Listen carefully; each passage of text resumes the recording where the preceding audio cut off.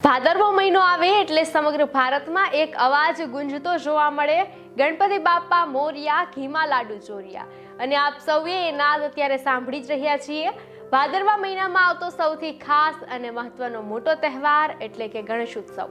પહેલાનો એક સમય હતો કે ગણેશ ઉત્સવ ફક્ત મહારાષ્ટ્ર, મરાઠી પ્રજા માટે મનાવવામાં આવતો, પરંતુ ગણેશ ઉત્સવ ધીમે ધીમે ભારતના દરેક રાજ્યોમાં ઉજવાતો હવે સૌનો પ્રિય તહેવાર બની ગયો છે અને ગલીએ ગલીએ નારા ગુંજતા થઈ ગયા છે, ગણપતિ બાપ્પા મોરિયા, મંગલ મૂર્તિ મોરિયા।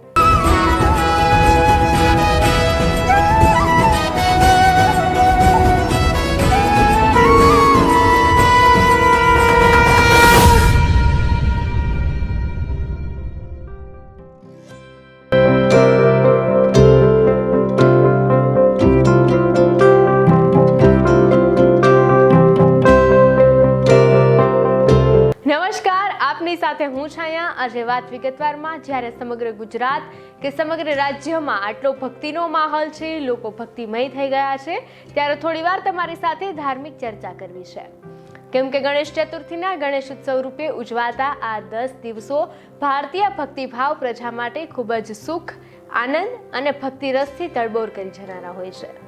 આમ જોવા જઈએ તો આ 21મી સદી છે, આ દોડધામ વાળી સદી છે અને સાથોસાથ વિજ્ઞાન અને તર્કની પણ સદી છે।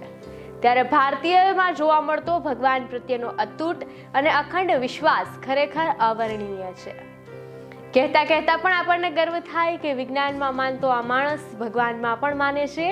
વાત એ વાતની સાબિતી આપે છે કે માણસ ભગવાન પર અતૂટ શ્રદ્ધા ધરાવે છે।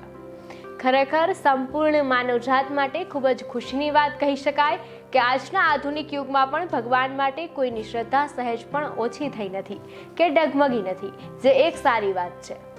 વધુ વિગતવાર ચર્ચા કરીએ તો ગણેશ ચતુર્થી કે ગણેશ ચોથનો તહેવાર વિક્રમ સંવતની ભાદરવા સુદ ચોથના રોજ મનાવવામાં આવે છે। આ શુભ દિવસને ગણેશજીનો જન્મદિવસ તરીકે મનાવવામાં આવે છે। આ તહેવારને સંસ્કૃત, તમિલ, તેલુગુ, કન્નડમાં વિનાયક ચતુર્થી કે વિનાયક ચવિથી, કોંકણમાં વિનાયક ચવથ, નેપાળીમાં વિનાયક ચથા તરીકે પણ ઓળખવામાં આવે છે। નામ ભલે અલગ અલગ હોય, ભાષા ફરે તો નામ ફરે, પરંતુ લોકોની શ્રદ્ધા જરા પણ ફરતી નથી, જે એક સારી વાત છે। એ લોકોનો ભગવાન પ્રત્યેનો ભાવ જરા પણ અલગ પડતો નથી। આ તહેવાર 10 દિવસ ચાલે છે, જે અનંત ચતુર્થીના દિવસે પૂર્ણ થાય છે। ગણેશ ચતુર્થી એ ગણેશ ઉત્સવના નામે 10 દિવસ સુધી ધામધૂમ ઉજવાતા તહેવારોમાં લોકો ઘરે ઘરે ગણેશજીની મૂર્તિ ખરીદે છે અને આ મૂર્તિને ઘરમાં પ્રસ્થાપિત કરે છે। 10 દિવસ સુધી તેની પૂજા અર્ચના કરે છે અને 10મા દિવસે અનંત ચતુર્થીના દિવસે એટલે ગણેશજીનું મૂર્તિનું ધામધૂમપૂર્વક કોઈ નદી કે તળાવમાં વિસર્જન કરે છે। આખા વર્ષમાં ચતુર્થીને સૌથી મહત્વપૂર્ણ ચતુર્થી માનવામાં આવે છે। એવી માન્યતા છે કે આ ચતુર્થી એ ભગવાન ગણેશજીની પૂજા કરવાથી તમામ તમારા વિઘ્નો દૂર થાય છે, તેમજ ઘરમાં સુખ અને સમૃદ્ધિ આવે છે। આ દિવસે વ્રત રાખવાથી ભગવાન ગણેશ તમારી બધી જ મનોકામના પણ પૂર્ણ કરે છે। પ્રાચીન કાળથી ઉજવાતા આવા તમામ ધાર્મિક તહેવારોનું આર્થિક, સામાજિક રીતે, ધાર્મિક રીતે ખૂબ જ મહત્વ રહેલું છે। જેમાં એક દ્રષ્ટિકોણથી જોઈએ તો મૂર્તિ, દીવાઓ તેમજ શણગારનો સામાન્ય સામાન વેચીને અનેક ગરીબો રોજીરોટી મળે છે।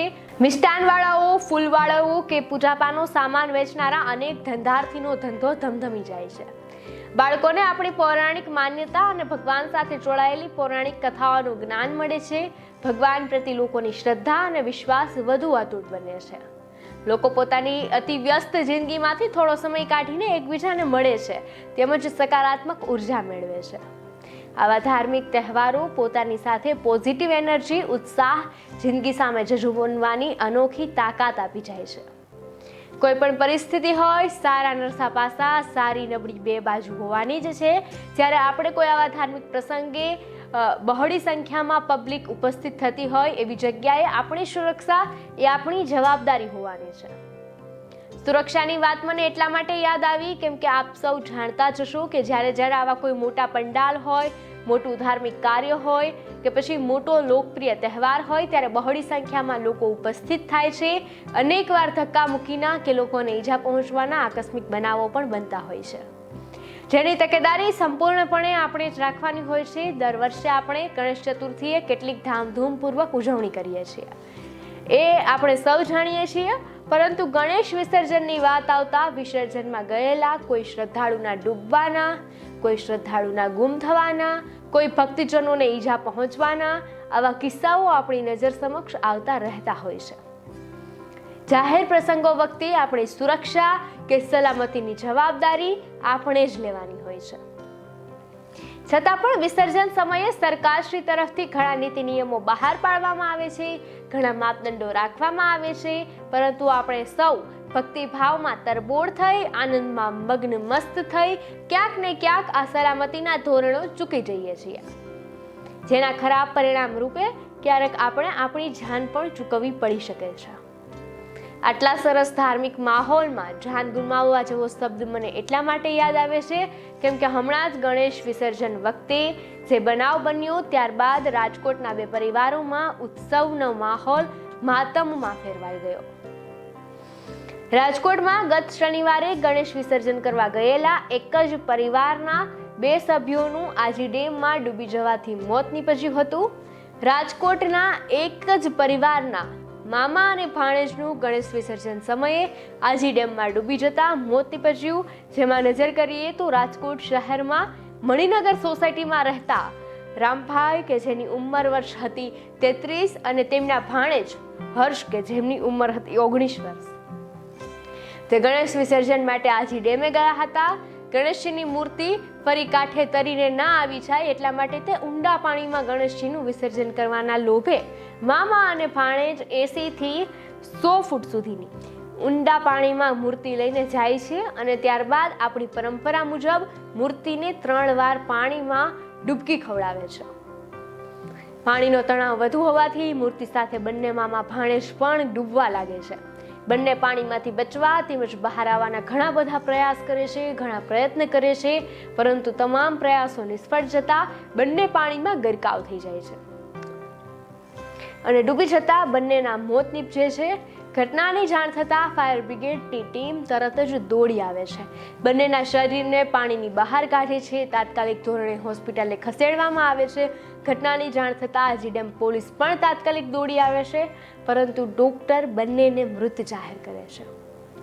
ત્યારબાદ મૃતકોને પોસ્ટમોર્ટમ માટે ખસેડવામાં આવે છે. જરા વિચાર કરો કે ઉત્સવ બાદ આ પરિવારમાં હવે કેવું વાતાવરણ હશે. કદાચ મોતનું માતમ શબ્દ પણ આ પરિવારના દુઃખને વ્યક્ત કરી શકે એમ નથી. જ્યારે કહેવાનો મારો અર્થ ફક્ત એટલું જ છે કે આપણે ધામધૂમથી ઉત્સવ ઉજવીએ, પરંતુ સાથોસાથ સલામતી અને સુરક્ષાના ધોરણે પણ ધ્યાન રાખવા જોઈએ. કોઈ પણ જાતની મજા, આનંદ કે ભક્તિ આપણી જાનના જોખમે ન કરવા જોઈએ. ત્યારબાદ વાત કરવામાં આવે તો અત્યારે ભાદરવો મહિનો ચાલી રહ્યો છે. ભાદરવા મહિનામાં ગણેશ ઉત્સવ ઉપરાંત ઉજવવામાં આવતો સૌથી ખાસ તહેવાર એટલે કે ભાદરવી પૂનમે ભરાતો માં અંબાજીનો મેળો. આ વર્ષે પણ 23મી સપ્ટેમ્બરથી 29મી સપ્ટેમ્બર સુધી આ મેળાનું આયોજન કરવામાં આવ્યું છે. આ મેળામાં લાખોની સંખ્યામાં શ્રદ્ધાળુ આવતા હોય છે, જેમાં અનેક ભક્તો પદયાત્રા કરીને અંબાજી સુધી આવે છે. માં અંબાજીના આ મેળાનો બીજો દિવસ શ્રદ્ધાળુ તેમજ ફક્ત ભક્તજનો માટે ગોઝારો સાબિત થયો. કેવી રીતે? તો કે અંબાજી હડાદ રોડ ઉપર શ્રદ્ધાળુ ભરેલી બસ પલટી ખાઈ ગઈ હતી અને 35 જેટલા શ્રદ્ધાળુઓને ઈજા પહોંચી હતી. બસ અંબાજી હડાડ જતા માર્ગ પર જઈ રહી હતી. તે દરમિયાન અરવલ્લીની ગિરિમાળામાં બસ પલટી ખાઈ જતા બસના 2 ભાગ થઈ ગયા હતા. અકસ્માત વખતે બસમાં કુલ 40 મુસાફરો સવાર હતા. સૂત્રોના જણાવ્યા અનુસાર બસની બ્રેક ફેલ થઈ જતા ખાનગી બસના ડ્રાઈવરે બસ પરનો પોતાનો કાબુ ગુમાવ્યો હતો અને બસ પલટી ખાઈ પડી ગઈ હતી.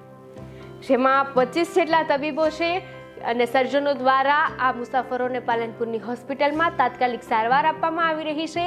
ઘણા મુસાફરોની હાલત ગંભીર છે, પરંતુ અત્યાર સુધી કોઈ જાનહાનિ નોંધાઈ નથી.